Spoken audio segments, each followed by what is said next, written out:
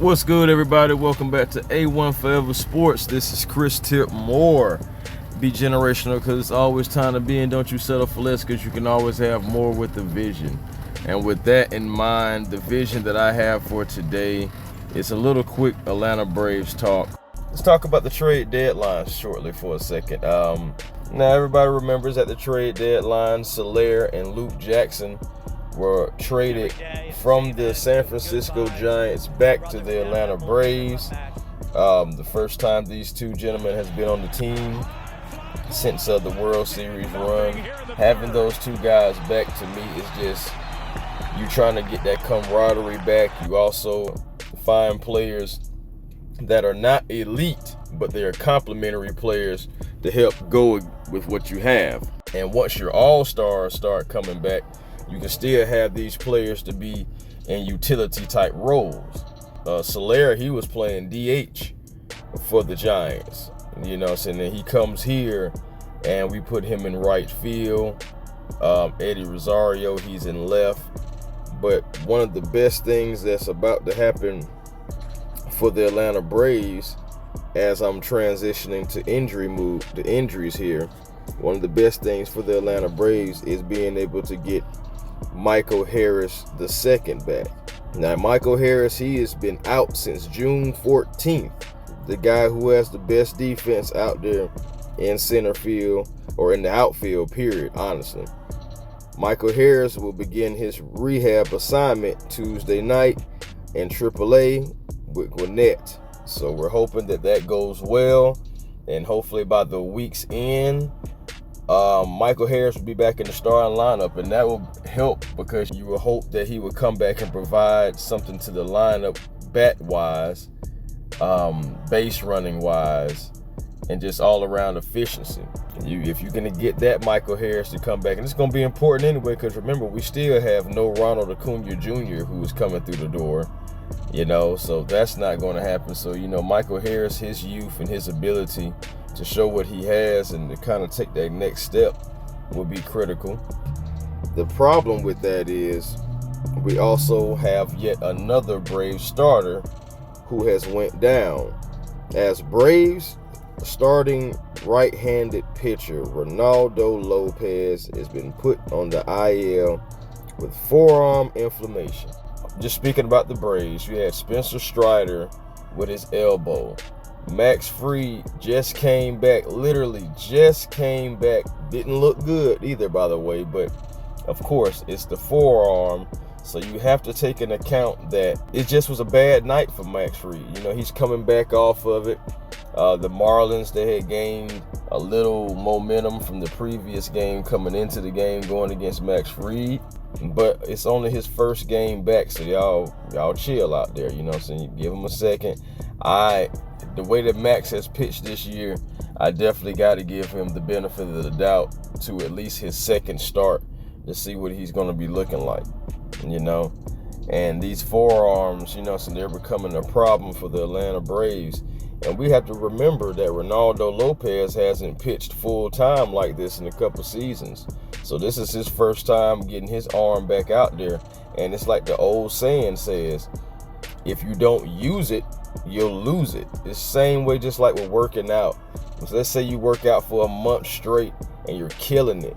And then next thing you know, you take the next 2-3 weeks off.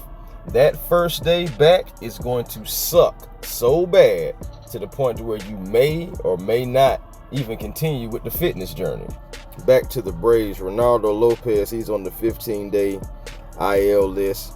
He's a 30-year-old, and we're going to see exactly what he's going to be able to do, how long he'll be out. Ronaldo Lopez has definitely been a bright spot for the Atlanta Braves this season. And moving forward, I'm hoping that when he comes back, he can continue to be that, as he has had 19 starts. He is 7-4 with a 2.60 ERA. I will continue to say it over and over. I was concerned about Chris Sale in the beginning, but he has hushed my mouth and hopefully hushed a lot of the doubters' mouths out there about what he can possibly do. I just need him to stay healthy. The Braves really can't afford to lose any more pitchers. Bryce Elder had to be called up in replacing Ronaldo Lopez. And I know last time we got what some people would call good Bryce. We got good Bryce. He had a solid outing. We're going to see what Bryce Elder has to bring in his second start. Because I'm just not very high on Bryce. I feel like he would be better as a bullpen piece, more so than a full starter, but that goes back to your farm system not being strongest. If we had a strong farm system, I don't see how Bryce Elder would even be a starter. But that's neither here or there. Regardless, we need him to come in, do his job, pitch effectively, pitch well. But the bats, they have got to give him some help. The Atlanta Braves right now have the best ERA in baseball. I believe they're number 1 right now. And the Seattle Mariners, I believe, are number 2, and then the Philadelphia Phillies are number 3. So the Braves, even though the bats haven't been doing anything similar to how it was last year, the pitching has stepped up this year. The Braves, they haven't led the league in ERA really since back in those old time days when we had Smokes, Glavine, Maddox. Because at one point in time back in the 90s, I believe from 93 to 95, or maybe 92 to 95, somewhere in that area, the Braves did lead the league in ERA. They had a 3.14 ERA, and for like back-to-back seasons. And then in like the 95 season, I believe they had something close to that. I don't have the numbers in front of me. I'm literally going off the top of the head about that one. But I do know that they led the majors in ERAs for 3 straight years. So the Braves right now are getting like a taste of that type of mentality, of that type of production. But the bats have got to wake up. It is currently August 6th.